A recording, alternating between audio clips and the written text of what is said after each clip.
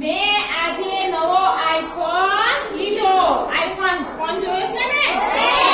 Phone નો એક પ્રકાર છે. ચલો